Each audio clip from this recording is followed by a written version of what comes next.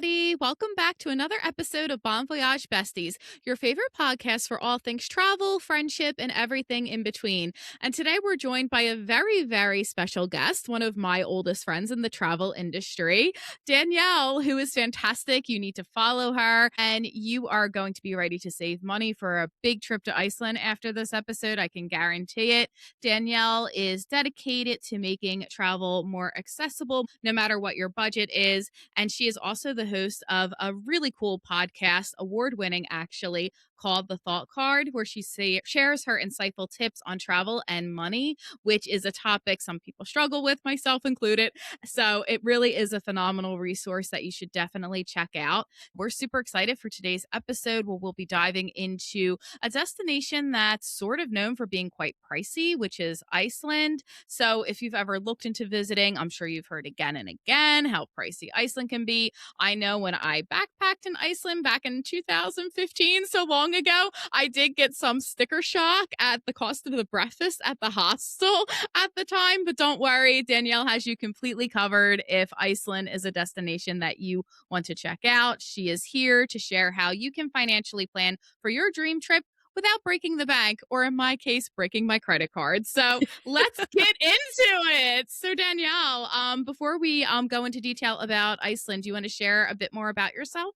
Yes, I mean, your intro was amazing. As Rachel mentioned, like we have been a long time, one of my first travel friends in the industry. So very long established friendship. I have always been the person that I had multiple goals in my life. And it was really difficult because society kind of forces us to think you have to go after one thing or another thing. So oftentimes it's like, okay, you're saving for your first apartment or your house and you can't travel, or you're saving for your first car, so you can't travel. So I always was the kind of person to be like, I want to do as much as I can. And yes, that does mean kind of not running full sprint towards everything. But to me, it was always important to have travel be a cornerstone value that like my budget, my finances always followed. So when I started my blog in 2015, I was talking about money and travel. And I always felt like money was an important side, like two sides of the same coin. Like you need money to travel, whether you're travel hacking or, you always need something. You need something in your pocket. And it was kind of like a weird concept. People didn't really understand it. They're like, why are you talking about money when you're in travel? Or why are you talking about travel when you're in personal finance space?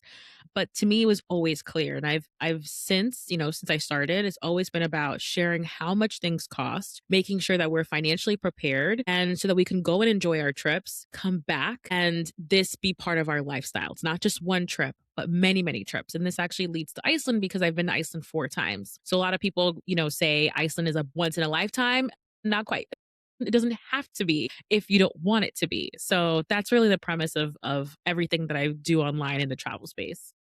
I absolutely love that. And what I love about your brand is I know there is sometimes a lot of shame about money, or people may not want to talk about money, especially in the travel space. And the transparency is so valuable. I know that you've made me a lot more confident with money and talking about money. So I owe you that. Thank you so much. And I agree that Iceland should not be a once in a lifetime trip, especially for us. Danielle and I are based on the East Coast. So Iceland is, I think, less than a 5 hour flight. It's really accessible. I think the flight's actually shorter than the flight to San Francisco. So it's a place that you really can go to time and again if you budget properly. And I love Iceland. It's so safe, so beautiful. I've been fortunate enough to go to Iceland in the dead of winter and in the summertime, which are two very different experiences. So Danielle, when did you first fall in love with Iceland as a destination? Okay, so I had to be like early on, 2014, 2015. And I remember seeing like a airplane wreck and just seeing that in a field in it, I was just so like, what? Oh my gosh, like this, artifact or relic is like just kind of sitting there and just waiting to be explored. I think that at the time, a lot of the tourism industry in Iceland was kind of opening up more and more. So you saw a lot of travel writers and travel bloggers going to Iceland and talking about it. So of course, me, aspiring travel writer, I was following all the people and just kind of seeing Iceland pop up again and again. And for me, the accessibility of like waterfalls, glaciers, hot springs. Like, I'm from the Bronx. I'm from New York City, and it's like you don't get any of those things, okay? At all. And to me, it was just so beautiful. And around that time, also, I saw a lot of like cheap flight deals. Like, there were actually super budget airlines that were flying from New York City for, very, very little money. So it kind of, everything kind of came together, whether it was like the influencers who were influencing me to go, but also like the cost made sense to at least book the initial flight to Iceland. So this is around 2015. My first trip was in 2016. So a couple, took 2 years to kind of marinate, but I'm really happy that I was able to go during that like initial boom, I would say. Yeah, I agree. My first trip to Iceland, it was December 2015, and I actually went during my winter break for New Year's Eve because I heard New Year's Eve in Iceland was absolutely incredible, and it was. And I've actually met one of my closest friends on that trip. We still travel together. So thank Yes. you, Iceland, for Yes. that very much. But yeah, same thing. Like at the time, Iceland was just blowing up as a destination. And I remember seeing all of those flight deals to go there because it's true from the New York City metro area, the flights were super, super cheap. So even though Iceland itself is kind of a pricey destination, at the time it like made sense to me. I was like, why not? Like, I always have to pay an arm and a leg to travel to Europe during summer peak season. So why not take advantage of these really affordable flights to Iceland and check it out? And I've had family members who went previously, like before the tourism boom happened. And I Mm. was really intrigued by Iceland as a country. And as a solo female traveler, hearing it was so safe, that was another green flag as well. Right. Exactly. Exactly. For me, especially like 2015 was when I was first starting to really travel. So it was really important. Safety was so, so, so important. And that, like you mentioned, just sometimes like the flight deal or like a travel deal, maybe what inspires you to actually like book the trip and go. And that was definitely one of the things I think that definitely helped me a good intro to getting acclimated with like how Iceland culture works and like just how to navigate the country. So I wish those deals were still around. Like there's God, yeah, I know. I know. I look at airfare now and I'm just it's a so glad about it. different we're going to talk about like, ways that we could save money and be savvy, financially savvy, but like those I'm talking about like $220, flights from New York City, they don't exist anymore. They don't exist anymore. So yeah, I think it's important as a financially savvy traveler myself, like I always look at like what's trending and if something like for example right now Azores Portugal is trending. So if you get to go, do it now because in a couple years the prices may not be the same when it actually like blows up and everyone's going there all the time. Yeah, absolutely. And that's another destination I've been eyeing myself because Oh yes, it's amazing. the flights from Newark actually aren't too terrible price-wise. So I definitely need to go. And it's another one that's kind of a short flight if you live on the East Coast of For the sure. US. So out of curiosity, Danielle, you said you've been to Iceland 4 times. What were the seasons of your trips? Because winter and summer, they were both fantastic, but so wildly different. Yes, I've been spring and fall, which, spoiler alert, those are phenomenal times if you're looking for deals to go to Iceland, which is probably why I go to Iceland during those times, but also wildly different. Like spring, things are like, defrosting and starting to bloom. And then you have fall, which is very rainy, getting cold. But for me, the prices always made sense to go during those off, like this off season. Yeah, definitely. So we've hinted at it. Iceland can be expensive. Like I said, when I was backpacking in 2015, thank God I was still living home with my parents at the time because otherwise it could have been a little messy. I remember staying in a hostel. And again, this was over winter break, New Year's Eve. And the hostel was great. It was super cute. But the breakfast, I just included it. And I was too lazy at the time to do the conversion. I was in my 20s. I was like, Mm, whatever. I'm sure hmm. it's fine. It's cool. And then it was like, I think like $20 for breakfast every day. And I looked at the bill when I got home and it was like, ooh, sticker shock. Ouch. So Iceland does have this reputation, more so now for being very expensive now that the flight deals have sort of gone away. So, what are some of the biggest cost traps travelers should anticipate when planning their trip over to Iceland? Great question. I would say right now is a good opportunity to look for a package vacation deal. So this is where your flight and your accommodation is bundled together and it's a package deal. For me, I've seen lots of packages at least coming from New York City as low as like 4.99 to like 7.99. So I really really like that because for me having to research my flights and which accommodation to pick is kind of all taken care of for me. Before I ever book any vacation package, though, I do look at the hotel. So I go on TripAdvisor and I look to see like what are the reviews, what's the visuals like what are people saying. But that to me is one of the easier ways to kind of get a good deal, just get a vacation package. I particularly like a travel zoo for this or Gate One Travel. So Travel Zoo has a weekly Wednesday email where they share with you the top 20 deals of the week. And sometimes you'll see Iceland pop up. So, make sure you take advantage if that's for you. And then Gate One Travel also has like a monthly, actually a weekly Monday deal. There we go. A weekly Monday deal. And that is great. They'll share with you whatever deals that they have. So that to me is like my go-to if you're looking for something that's all in, bake your flights and your airfare. Now, when it comes to airfare, there are a lot of like seasonal flights to Iceland too. So, for example, Delta from the East Coast, they fly for a very limited season. Maybe it's like June to October. But then you have other airlines like Iceland Air that fly all year round. Something I want to mention about Iceland Air, which I really like, is let's say you don't necessarily want your whole trip to be surrounded by Iceland, like that's your whole trip. You can do, let's say, a trip to mainland Europe and then do a stopover for free in Iceland. So I think that could be like another way to be like, I'm going to go to Paris for 7 days, but on my way to Paris, I could stay in Iceland for 2 days, get to know Iceland, explore.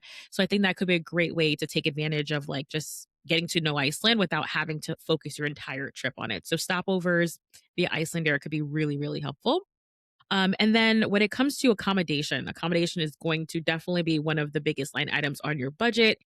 I recently did a vacation package where the hotel was further out. It's still in the city. It's still in Reykjavik, but it was further out. So I had to walk about 20 minutes, 25 minutes in the rain some days, which was really difficult in the rain Getting and those steps getting in. those steps in, which I wouldn't mind if the weather was great, but it was like raining raining for most of our trip in the fall. So I would say if you're looking for a hotel and you're looking for something that is walkable, like in the middle of all the action, like just look for something that is central. I probably can't say the name of the street very well. Can't pronounce any of these names. Listeners, in advance, if we mess up pronunciations, we are so sorry. We'll Very try our sorry. best, but Yes, very sorry. But there is a main street and it starts with the L. And you'll at the end of the street, you'll see the church there, the very, very, very famous church there. But I think any hotels around that area, they're super walkable, it's easy. So that's probably what I would focus in on. I've also stayed at hostels while I was in Iceland as well. And I think it's economical. And I believe the Hostel International one is literally right on that street. So it's like perfectly located. So flights, hotels are the big ones. And I would say it's kind of a tie between food and or car rental slash bus tours.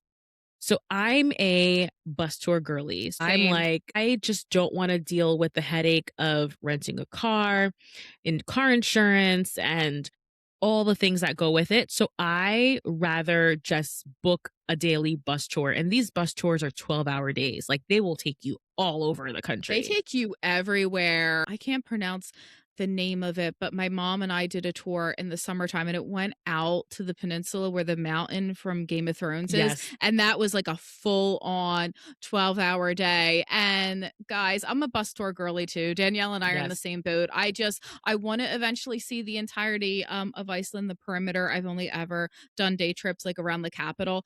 But yeah, renting a car kind of freaks me out. But I will say with the bus tours, always use the restroom because on that particular tour, our bus driver told us it's going to be 2 hours till the next restroom. So please always use the restroom before Yes. getting on your bus tour. Just like a little FYI, if you're like me and you have a tiny bladder. Yes, yes, very, very important. But like also for me, I just like the non-stress of not renting a car and not worrying about it, especially if you're renting a car in the winter. Like winter, the road conditions are very uncertain, very high winds. So there's just a lot. It's very complicated. I think Iceland has a really great tourism infrastructure where they have bus tours to pretty much so many places, even like, 6, 7 hours away, you could still do a bus tour and like come back to your main hotel, which I really like. So that like a bus tour could run you a good $150 very, very easily. So I think that the bus tours can be something that adds up very, very quickly. Even for us, me and my husband went to Iceland in October. We did two bus tours. One bus tour was the South Coast, and 150 for each person. Like, it adds up very, very quickly. So that's what I would say. I would say yes, food gets pricey, but I think if you're gonna go the bus tour route, bring a budget for activities because it's definitely gonna add up, especially if you're there for quite a few days. Yeah, totally. Like I remember going back to my backpacking trip in 2015. That was an issue I ran into because I literally wanted to do everything. And being again in my 20s, living at home, I didn't have the same stressors with finances as I do now. So I was booking like a snorkeling tour. I booked a lava cave tour. I Yes. booked a Northern Lights tour, which I did not see the Northern Lights because there was too much cloud coverage and I have to go back. And we actually tried to do the tour again because how it worked, like going on a tangent here, was that if you didn't see the Northern Lights, they would rebook you for free. So we went out twice, and both times I did not see them. But, it was kind of an epic adventure. There was some drama with that, which I could talk about off the air. But Yes.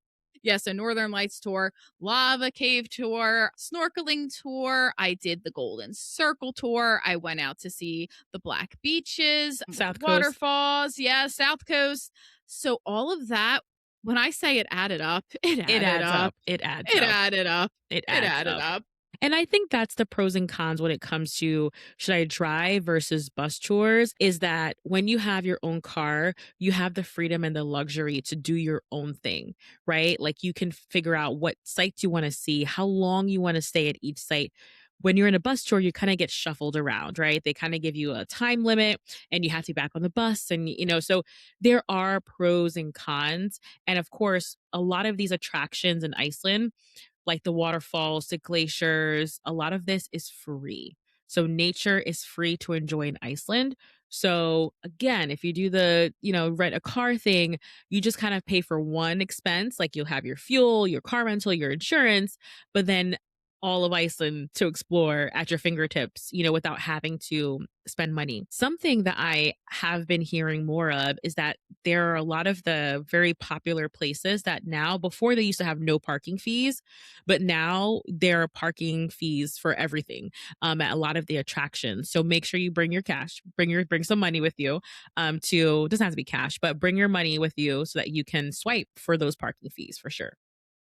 Yeah, so that's another thing to budget for that you may not think of. Always have money Yes. for parking. And as someone Yes. who also has parking anxiety in addition to rental car anxiety, that's definitely a good thing to know. So let's say I decided to go back to Iceland, which I will one day. I absolutely love it. And Iceland Air flies year round from here, which is always very tempting. We were actually briefly looking at doing the stopover in Iceland because just like the prices with Iceland Air were a little bit more reasonable than United at the time. So, say I wanted to go back, I'm planning a trip. What's the first financial step I should take to make sure that my credit card doesn't hate me more than it already does? Great question. Great question. Okay, so I would say, how many days do you want to spend in Iceland? And then I would also do a quick search to see on average, based off of what type of travel you are, whether it's budget, mid, or luxury, on average, how much most people spend for a day in Iceland. So, for example, let's say you are a mid range traveler and you're spending, let's say, $200 a day. That will very quickly let you know how many days you can spend in Iceland. So I like to say, I think the reason why I've been to Iceland so many times is because of short trips work really well in Iceland. And then I could like be in and out, but still spend a lot of money, but it still be like, okay, I spent like $3,000 in 4 days. Oh my gosh. But then it's only 4 days. You know what I mean? So I think limiting how many days you spend in a very expensive country is kind of one way to like stay within your budget. So again, average price per day, average cost per day, times that by how many days, you may realize that's like maybe 4 to 5 days, right? So that kind of gets you set up. From there, would I like to know pretty much like the baseline price for things. So I would probably like figure out what season do I want to go in? Is that, winter? Do I want to see the northern lights? Is that the vibe I'm looking for? Shorter days, but the northern lights are there. Do I want to go in the summertime, which is like midnight sun, eclipse time? Well, looking at that based off of like rough days, I would probably sketch out a Google flight alert to say, okay, now I start tracking my flight prices so I could see baseline on average. How much of my budget do I need to allocate towards just the flights? Same time though, I would sign up for like the travel zoo and the gate one travel, get those alerts because you may see a deal that pops up that like keeps you in the know. So I think the first stage is kind of like setting a budget, also getting feelers out for like, is this budget realistic? And let me just set all my alerts so that I can kind of know what's going on. Yeah. After that, now that I know exactly how much I'm, overall going to spend, would pretty much come up with a savings plan of like, how am I going to, I personally love saving by paycheck. So every single paycheck, I would save the same amount of money every single paycheck. So if that's $200 every paycheck, $200 will go directly towards a bank account that I label a travel fund so that it's very easy that like from my employer, when I get paid, it goes directly to my travel fund without me having to think about it. I always say like out of sight, out of mind. So automation is like your best friend here. So this way, no matter what, you have like money coming in all the time after every paycheck. Mind you, I really like this methodology as well because if you do come across like a flight deal or like a package deal, you'll have money to pull from, even if it's not the whole entire thing, but you already are building the savings. Does that make sense? Like you're building the savings Yeah, as you can you're make a dent in pricing. it right away. Exactly, exactly, exactly. So your travel fund, have that be automatic if you can, and have that be part of the background. Now, maybe you find a good travel deal. Maybe you just say, you know what, like my bank account looks good. It's time to get this flight. Or maybe, things are going haywire in the world and you're just like, I need to get these flights. Like I think I booked all my flights for the year already because I'm like, I'm not playing around with anything. That was me. That was me. I was on that immediately with booking all of the flights. And I really do love the tip of just having the money come right out of your paycheck. Like, unfortunately, taxes do. Like they are taken out, it's put in a separate account. You're not tempted to spend it. And I know when I've planned some of my bigger trips, that's really helped curb the temptation a bit to spend on other things when I have this bigger trip coming up, especially when it's like Iceland, because I know if I had 4 days in Iceland, I would probably spend $3,000 immediately, especially with the wellness there. I love the spas and the hot springs. Oh my goodness. I Yes. I need those right now in my life. Yes. No, for sure, for sure. I think like, when we started the episode, we talked about how like travel is like a lifestyle, it's like something that you identify as you do. And I think automation really helps you do that. And I think sometimes we feel like saving has to be a hard process. And I'm always counter that. Like, how can we make saving as easier process as possible? And sometimes that means reducing your savings amount. So instead of saving $200 per paycheck, which you might feel, you might say, you know what, I'm going to save $100 or maybe $75 per paycheck. So that it doesn't feel like you're saving, but it's happening for you in the background. And as your comfortability grows, you can increase it, increase it, increase it. So my baseline is like, I want saving to be as effortless as possible, even if that means a very small amount. Like my first trip to Paris, my first trip ever, ever, ever alone, it was on $25 every paycheck. That's all I had. And it was enough to get me to my big destination, my big, big trip. So there's no amount that's too small to save. And I think it's important for us to hear that because it doesn't have to feel like, oh, it doesn't have to feel like a huge sacrifice all the time.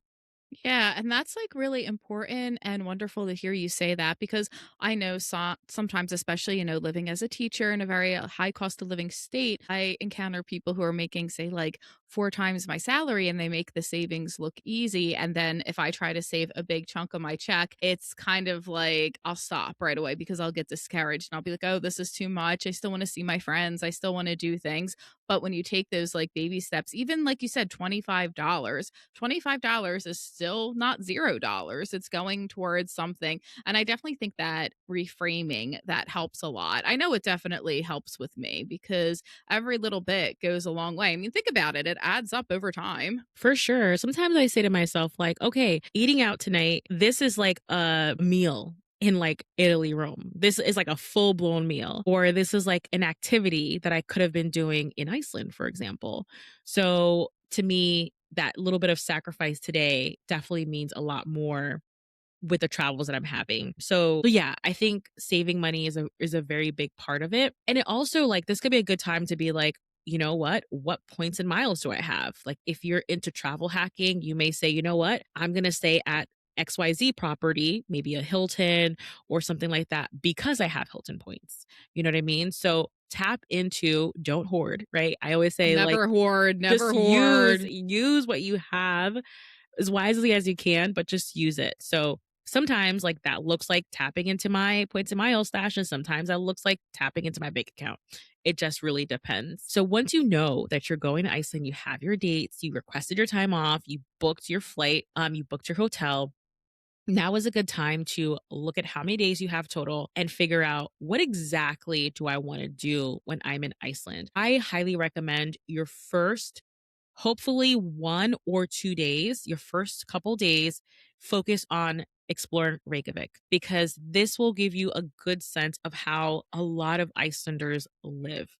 Reykjavik is walkable. It's fairly very very safe, especially for a female solo traveler, and you'll get to see like the wall murals, coffee culture, museums. They have some really interesting museums there. Oh, yes. Oh, yes, they do. They do. And there's also a lot of cats as well. On my second trip there with my mom, the cats are so cute and they were Wow. following me around and it was really, really funny. But yeah, it's so safe. Great museums. I had a bit of a fun time New Year's Eve and Oh, I always yes. think in my head, any other city, this could have been very dangerous. But because I was in Reykjavik, it all turned out fine. Do they have like fireworks? Am I making that up? They have like a No, huge, yes, they do, yeah, right? Okay. they do, and, like, when I was there, I don't know if things changed, probably not, again, this is 2015, they would set off fireworks in the street, so you would just be, like, walking down the street and you'd see fireworks just, like, going everywhere, and it was Amazing. so much fun because that would never happen in Yes, New Jersey. agreed. I cannot imagine people just running around with fireworks on the streets in New Jersey, but it was so much fun, definitely worth it. The city just, like, comes alive, and it's an Definitely. amazing time to go if you can swing it financially. Absolutely, absolutely. I also highly recommend, like, if you're into history and culture, there's a free walking tour that's tips based. And it was around when I was there in 2015, and I recently checked and it's still there. So just like search for free walking tours in Reykjavik and you'll find it. Reykjavik has lots of really other cool things. Like they have food tours, they have a great bar scene, they have an emerging I get a lot of questions about like, is Iceland food good? Like, it's very good. It's delicious. They have I some love those interesting things. I Yeah. love those hot dogs. The Yes. first day I was there, the hot dog stand, immediately, they were so good, we went back again. They're Nice. very good hot dogs. Nice. They have really fresh seafood, right? Because you're on, you're there in the Atlantic. So I always say, like, regardless of your interests, like, you're going to find something in Reykjavik that's going to speak to you and that you can enjoy. So I think a lot of people kind of like rush, they land and then they're just ready to go to do, the South Coast or something. So I say pause, pause, pause, pause, pause. It's a little pause, explore Reykjavik for a day or two. And that gives you a lot of context. And when you leave the Reykjavik greater area, you will see a different side of Iceland. The Yes. waterfalls, the glaciers, like the rural living, all of that. So I think it's a nice contrast if you do spend time in Reykjavik. Also, fun fact, Reykjavik is the northernmost capital in the world. So that's awesome as well. So cool. It really is a great city. Fantastic shopping as well. I Yes. did some shopping at North 66 and I got a raincoat there, and it is the best raincoat. Like, again, expensive, not cheap. But guys, but This raincoat It is still in lasts. phenomenal shape years later. Like, I bought it, what was it, 2 or 3 summers ago, and it's still brand new, so, like, the quality is so, so good. So, if you like the outdoors and wanna do a little shopping at some Icelandic brands, this could be a great time to do that. But I like too what you said, Danielle, about the free walking tour. I know that they're all over Europe. I did some free walking tours in Japan. They're tips based. Do you have any other favorite ways to save money while you're on the ground in Iceland after, you've already booked the hotels and the flights? Yes. Okay. So there's actually a lot of free things to do in Reykjavik. So one of my favorites is, well, there's number one, there's like a church, and I'm not going to even try to pronounce the name of the church. No, I know the one you're talking about. I'm not gonna try either. Yes. I believe it's a Lutheran church, and the architecture is reflective of the basalt columns in like other parts of Iceland. So it's so beautiful inside. If you're able to go there when they're playing the organ, that's really awesome and special. And then you can, for a fee, you can climb up to the top to get 360-degree views of Reykjavik, which is really, really, really beautiful and cool. It's also kind of like there's no windows there. So if it's raining, you will probably get wet. So just kind of, it's important in Iceland, just in layers as much as you can. Layers, layers, and waterproof because whether it's the rain or the It will rain. waterfalls, right? It It's will gonna, rain. yes. It will rain. I had the snow in the winter, the rain in the summer. It'll rain. Yes, it will definitely rain. So that can be a great low cost or no cost activity. You could walk along the harbor front, which is absolutely beautiful. You'll see like the boats and you'll see like all the shops and the coffee shops and things like that. Along the waterfront, there is Harpa also. So this is where they have like concerts and just like lots of just entertainment is there. So it's beautiful. They have beautiful glass. It's hard to explain, but it's absolutely beautiful. Harpa's so, so, so beautiful. And if you walk along the waterfront, which I walked daily for my last trip, there's like the Sun Voyager, which is like a beautiful, it looks like like a ship, right? It's like a Yeah, ship. it's It's so so, beautiful. so It's so beautiful. pretty. Always my first stop. When Yes. I was there, in the winter, my hostel was like right across the street. And then the second trip I took with my mom, I'm a nervous flyer, as you know, and I'm always so relieved when I get to a place. I was like, we have to go see the Sun Voyager. I'm so Yes. relieved that I'm here. Yes, it's absolutely beautiful. So the Sun Voyager, definitely recommend, a great Instagram photo spot. There's also like a small mini lighthouse. It's bright yellow. You won't miss it at all. That's another like great place to take some photos. Also, like honestly, like just walking around, especially as your first, even if it's like your return trip, like I just like walking around and looking at all of the wall murals.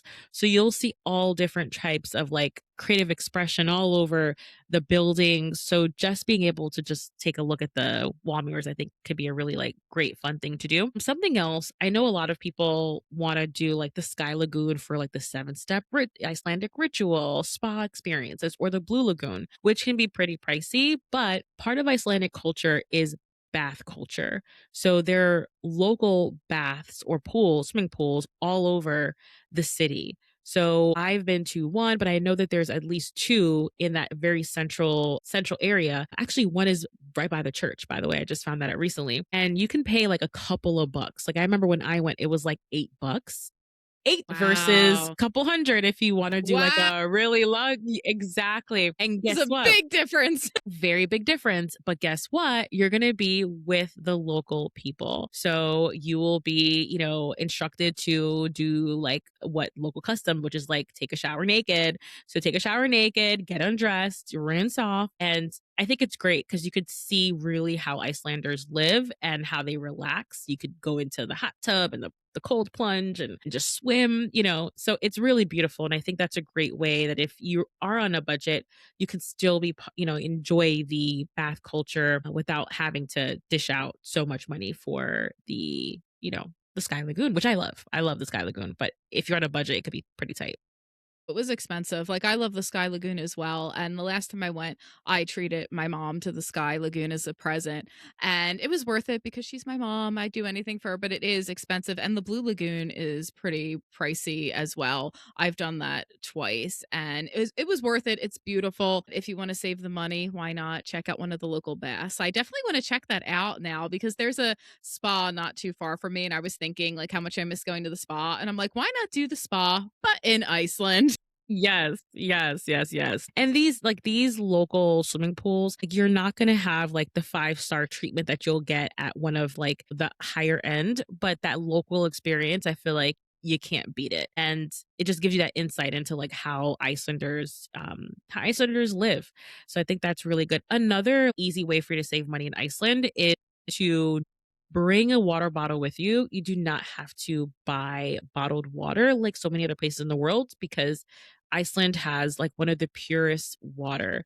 I mean, we're talking about glaciers and like Yeah. it's amazing. So I recommend just bring a water bottle with you. I was drinking water not only from the tap, so like any faucet, but also from like the stream when you're like driving around the South Coast. They're like, yeah, just do it. I was like, yeah, it was fresh, cold, really great. Yeah. And then the last thing I would say here is try to balance between eating out and also maybe snacking slash not eating out, if that makes sense. Like I remember Yeah. our hostel, like there was plenty of like pots and stuff like that. So you could make your own like small meals, but you could also go to the grocery store, whether that's Bonus or Cronin, and they have like packaged sandwiches. There's skir, which is like it's similar to like a yogurt. It's not yogurt, it's similar, but that's like a great snack. So snack, go to the grocery store, get your snacks. I also love going to grocery stores because you get to kind of see how people live, like what their grocery things look like. It's very different, but you don't have to eat out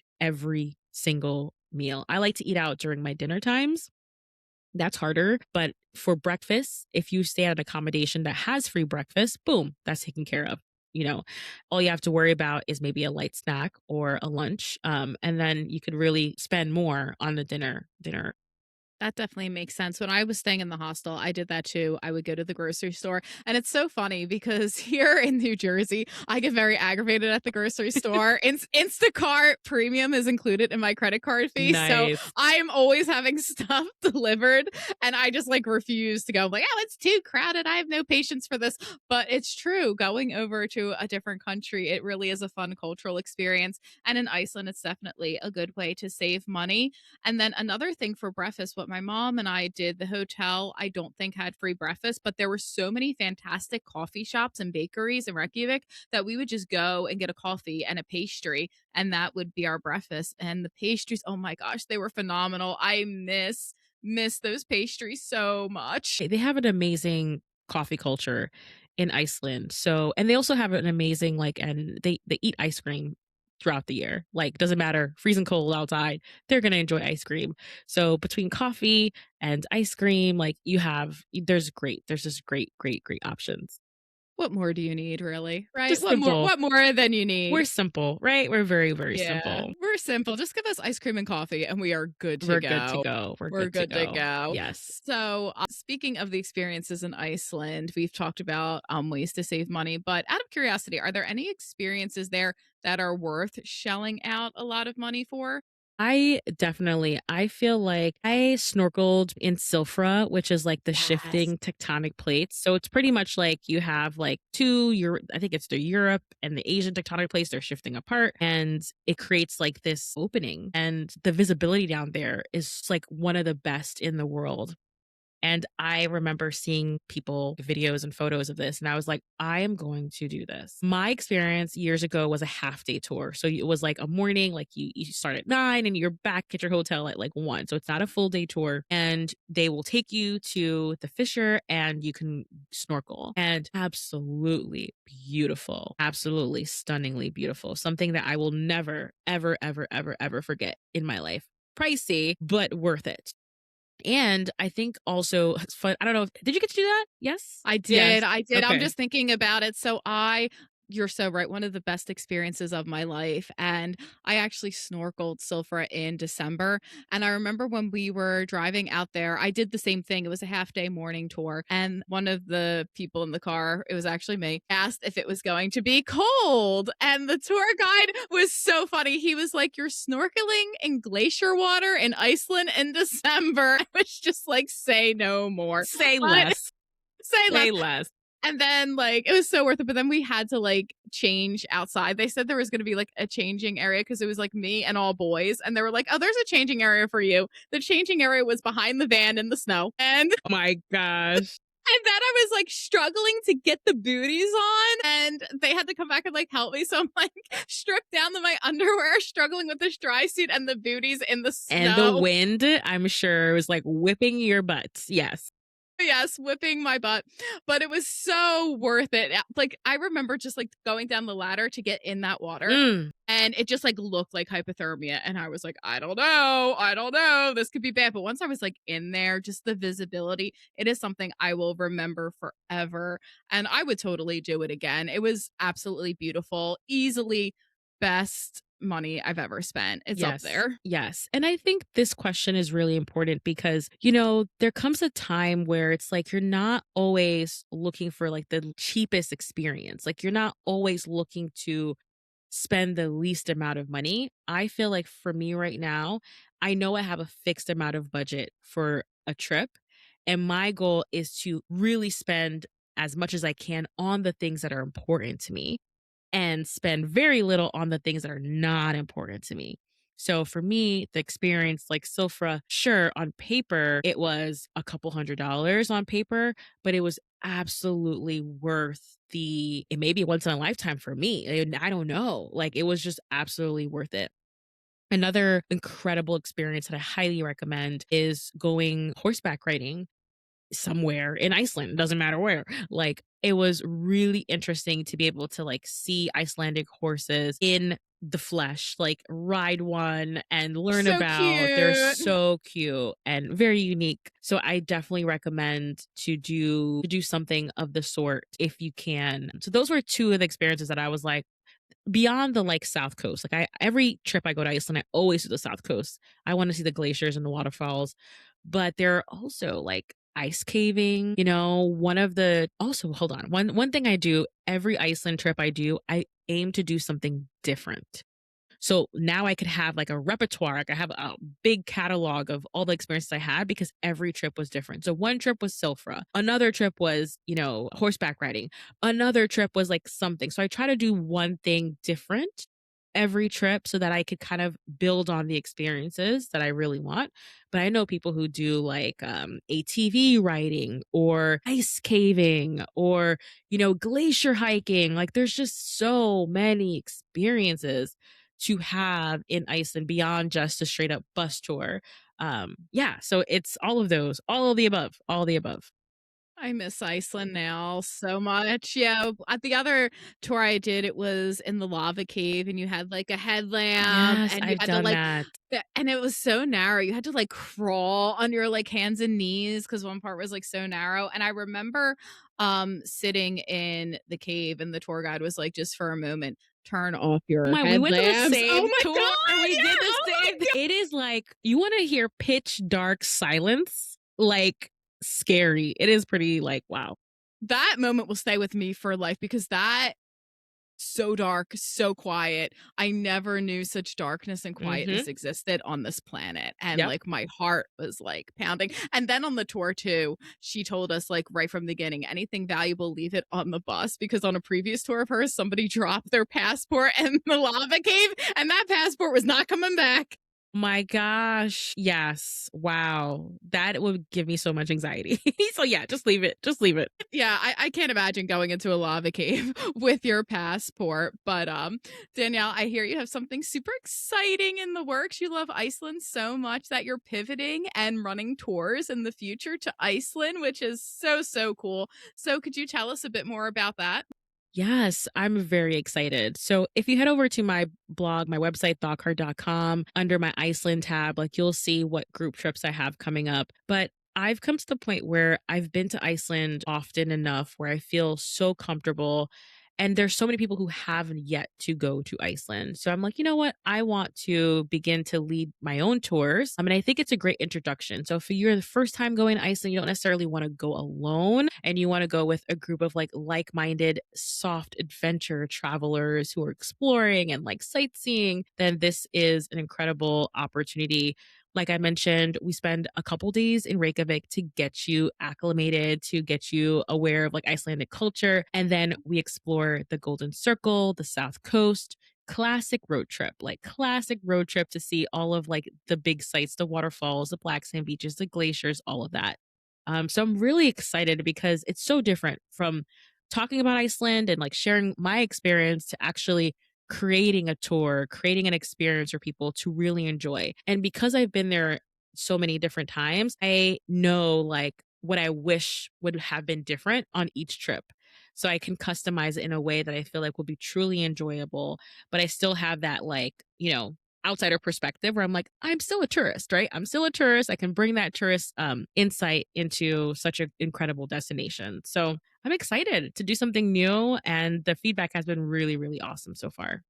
That's so fun. And Yeah. it has to be a great time planning like a tour to a destination that you really love. Like just having this conversation with you, I'm just like visiting Iceland twice isn't enough. I really need to go back a third time. Yes, yes. I could definitely see you going back. And I think the reason why, like, there are people, I do this too, like I count countries. I love saying I've been to, XYZ, but like I've noticed that I haven't been to many new countries because I keep going back to the ones that I love. Like I just continue to love it, and every time I do something like I mentioned different, or I bring someone else with me, that brings that new perspective. So, yeah, I just can't get enough. So, yeah. Yeah, I'm like that too. Especially like now that I get a little older, I find myself revisiting old favorites a lot, perhaps maybe like different cities or a different region. Like I know this summer I'm going to Italy, and I think this is the fourth time that I'm I going to love Italy. that. Yes. Completely different I'm going to region. Italy too. I Yay. am so excited for your trip. I can't wait to hear all about it. I'll be like stalking your Instagram as always and be watching everything like a creeper. Ching. Yes, but it's true. It's like there's a familiarity, there's like an ease, like you fall into step. You even remember like what you did last time, and you're just like, "Oh, this changed or this is the same," So that gives you a nostalgia.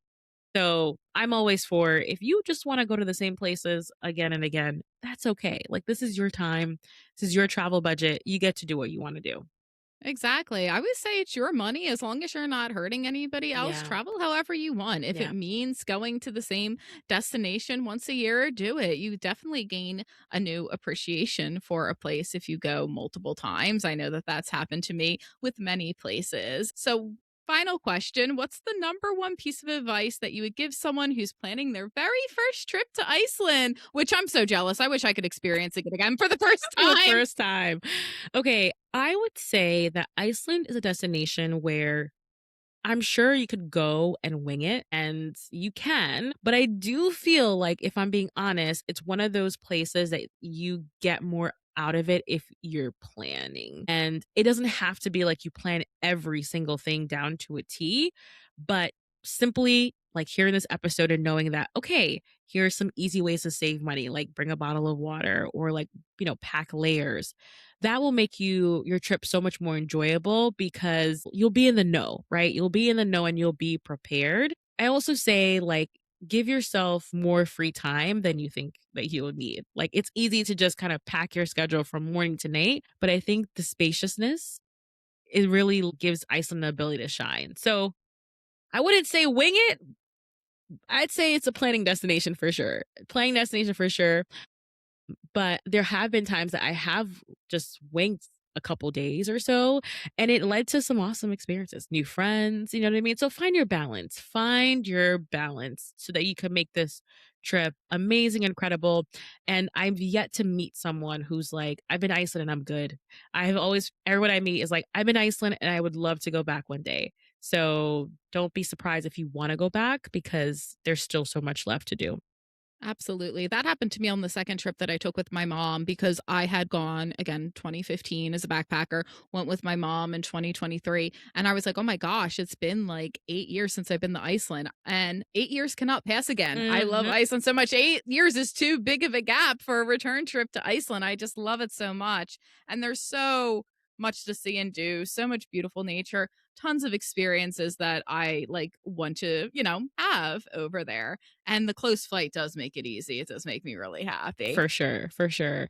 I always say, like, some of my favorite destinations in the world are, like, quite pricey. Like, for example, it's Iceland, Bermuda. Those are my I love 2 Bermuda. favorites, and I'm like, these price destinations, they just kind of cling to me. Like, I just love them so much. I love them so much, but they're worth it for sure. They're worth the penny. It's the Yeah. same with me. They're either pricey or they're a long flight like Japan. Mm, So it's like either you're going to make my anxiety spike because of the plane or you're going to go into my bank account and have some fun. yes. Just There's go, just be happy, right? My Yeah, you only gosh. live once. You only live once. Oh my So you goodness. ready for some rapid fire questions, Yes. Icelandic Yes. style? Let's do it. All Let's do right, it. let's do Okay. it. All right, Danielle, you're in the hot seat. Okay. So whale watching or puffin spotting?